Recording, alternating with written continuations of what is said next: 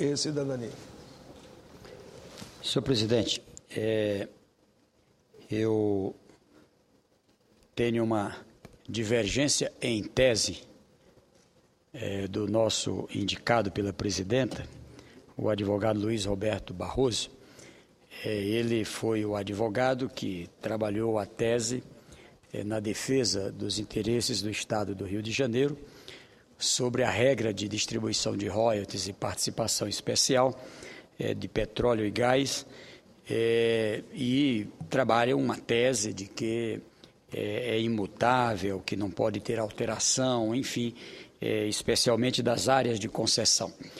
Nesse ponto, eu acho que o Brasil inteiro sabe, até como autor de um projeto que foi aprovado na Câmara e no Senado, eu tenho uma profunda divergência e manifestei isso já em vários momentos, porque compreendo que, em se tratando de petróleo em mar, ele pertence à União. Portanto, não há do que se falar de direito adquirido com qualquer estado, qualquer município, não há do que se falar de quebra de contrato, principalmente com as empresas, porque não há nenhuma alteração em relação às empresas.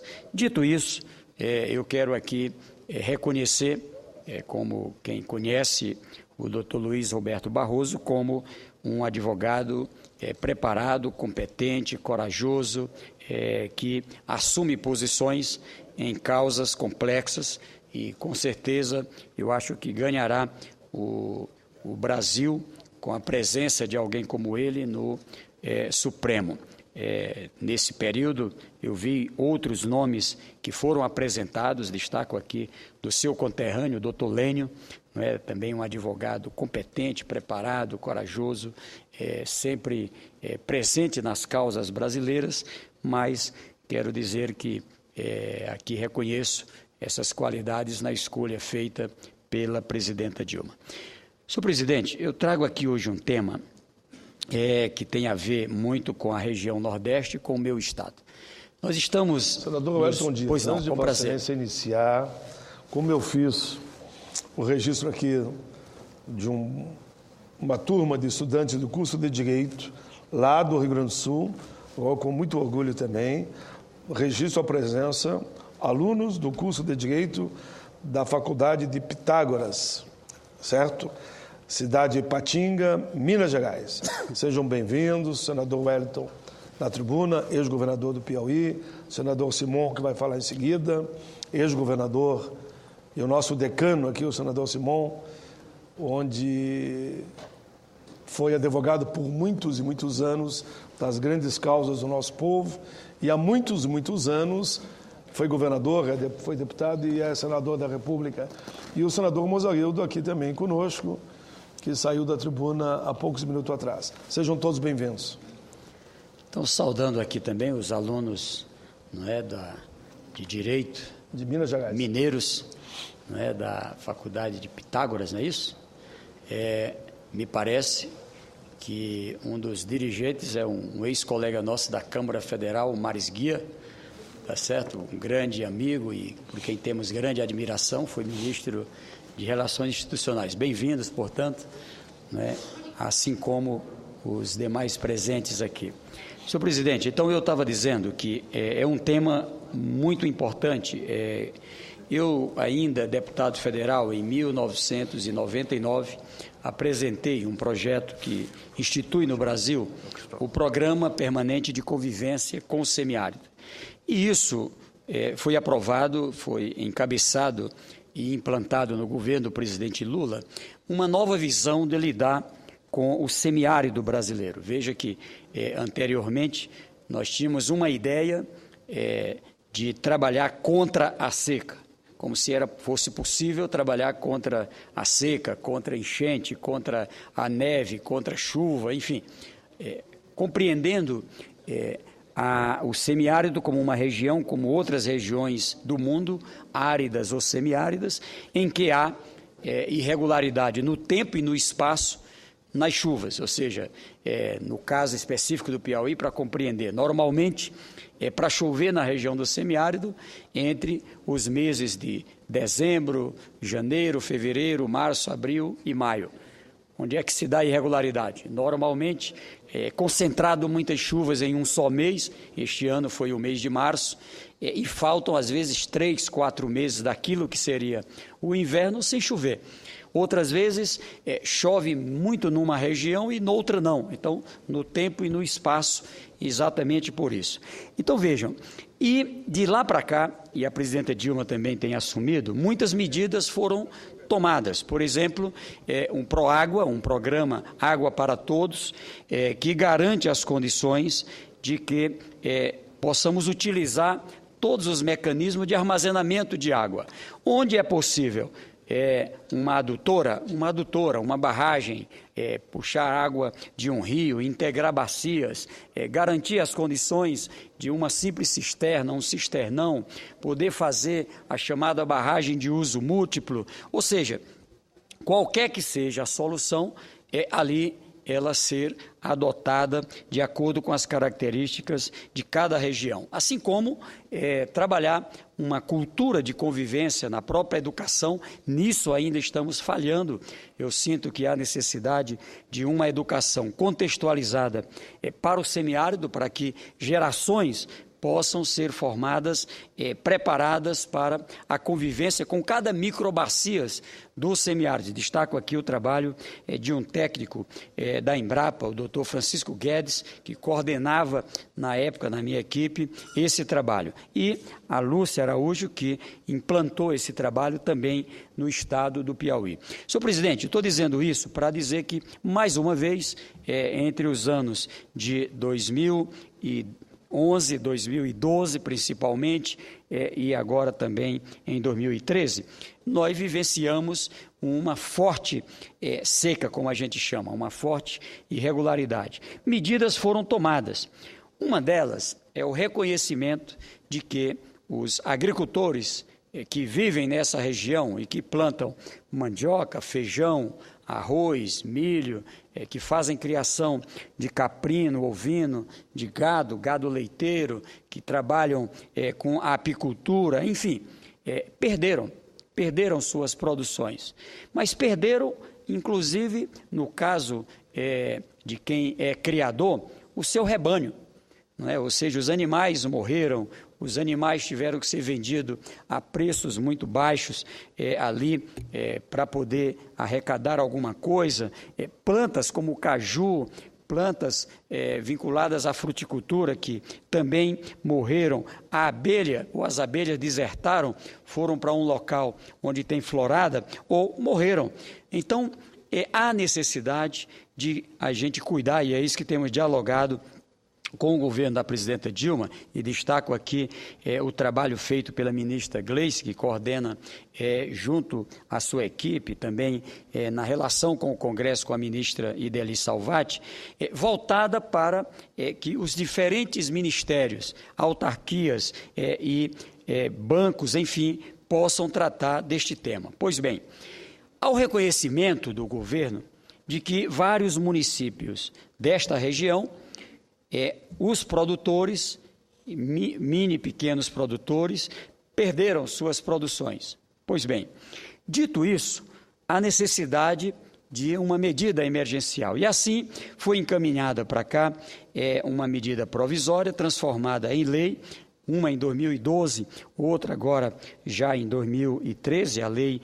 12.249, não é? Que garantiu as condições de atendimento a esta população.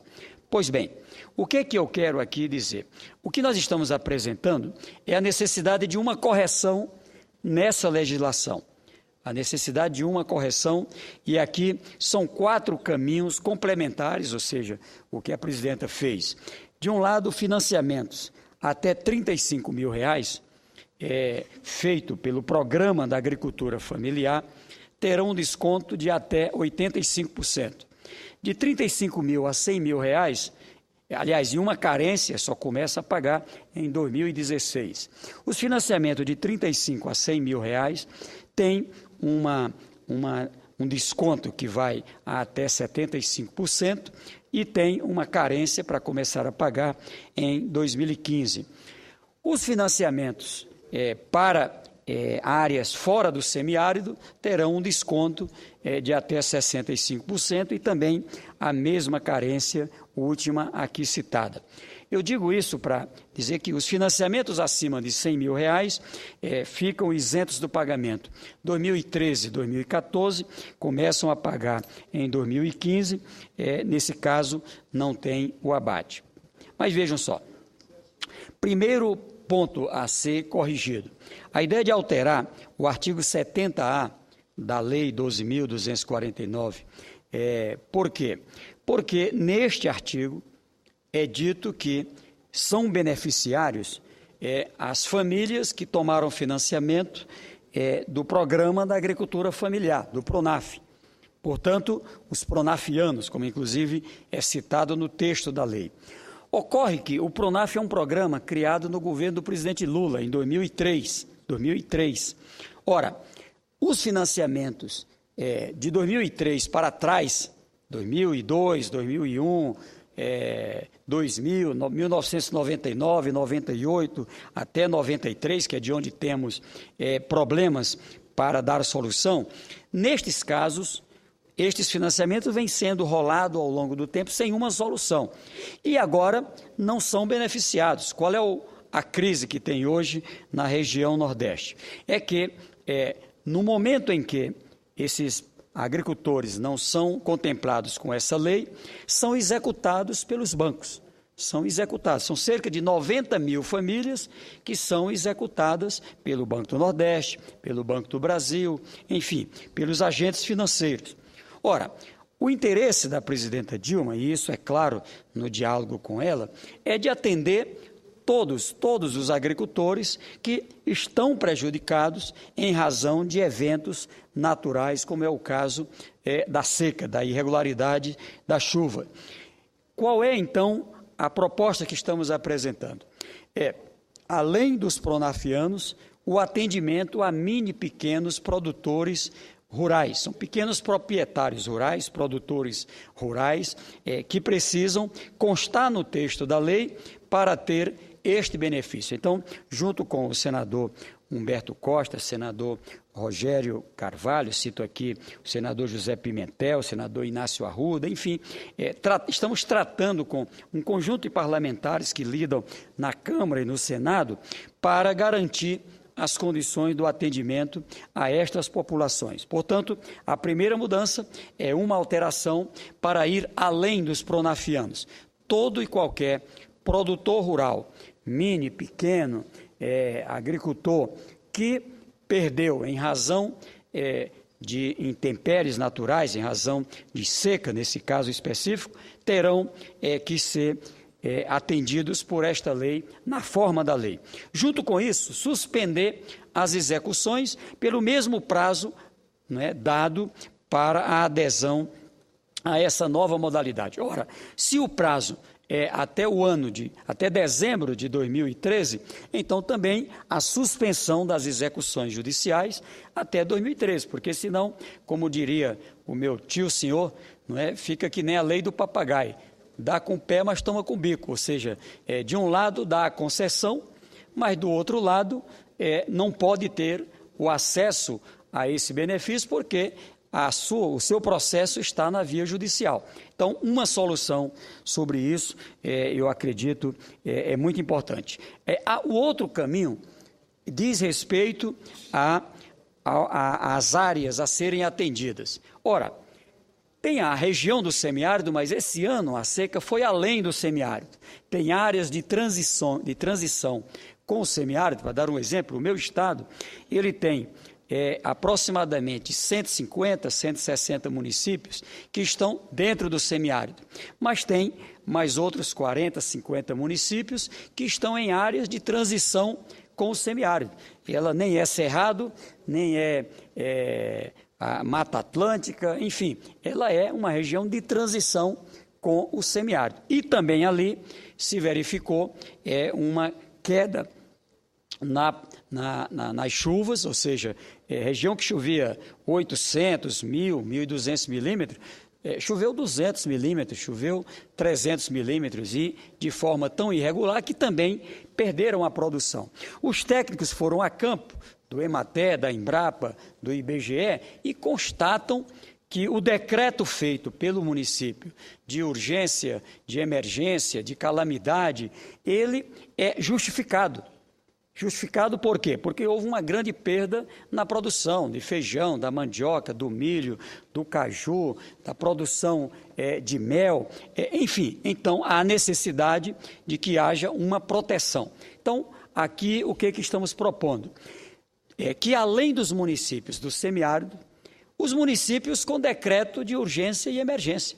Ou seja, se há o reconhecimento do Ministério da Integração Nacional, Secretaria Nacional da Defesa Civil, de que aquele decreto é correto, é legal, ele tem sustentação, como não atender?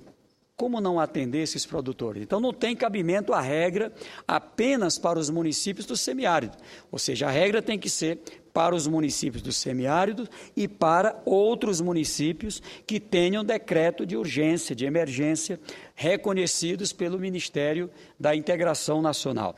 O Ministério só reconhece com base em uma lei, onde tem lá a avaliação de danos, o AVADAN, dizendo que tais e tais danos foram confirmados. Então, esse é um outro ponto que também apresentamos à mesa para este entendimento. E um outro também importante, senhor presidente, diz respeito ao abastecimento. O abastecimento. Ora, essa região tem uma cultura alimentar que tem a ver com a sua produção. Produzem milho, por isso o costume no Nordeste de comer o cuscuz, como o Brasil inteiro conhece, que é da cultura indígena, inclusive.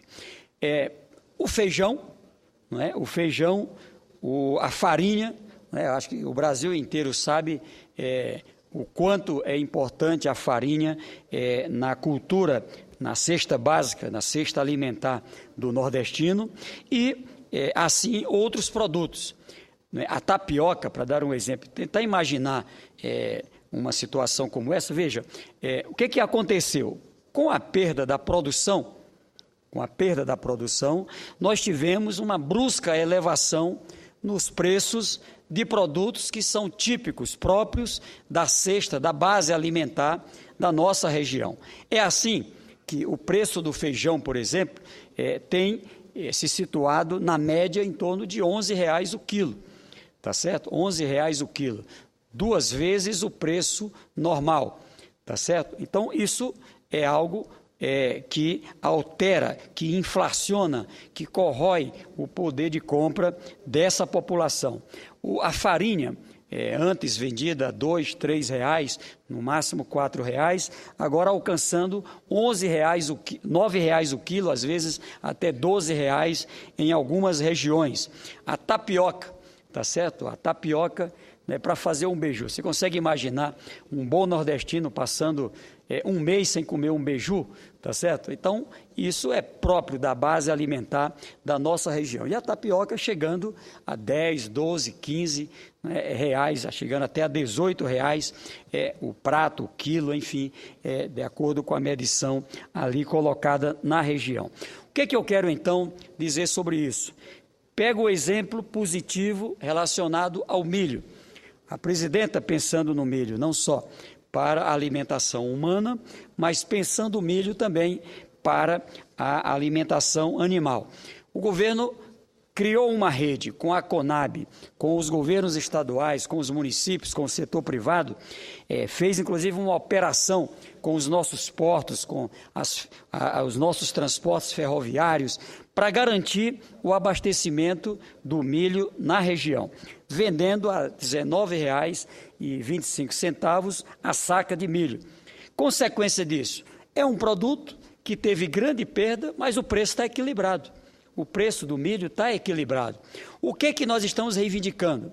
O uso da mesma rede para esses outros produtos, ou seja, a oferta da tapioca, do feijão, da farinha, enfim, comprada de outras regiões onde não tivemos a perda. O Paraná, por exemplo, teve grande produção, regiões do norte também. Então, comprando dentro do próprio Brasil para poder fazer um equilíbrio nos preços nesta região. Então, a rede da Conab, além da responsabilidade de cuidar do milho, cuidar do feijão, cuidar da farinha, cuidar da tapioca, cuidar de outros produtos que, nesse instante, estão a preços elevadíssimos, como disse aqui, na região Nordeste. E colocam uma cesta de alimento completamente descasada com o poder de compra desta população. Então, eu quero, com essa proposta, pedir a urgência necessária. Por quê?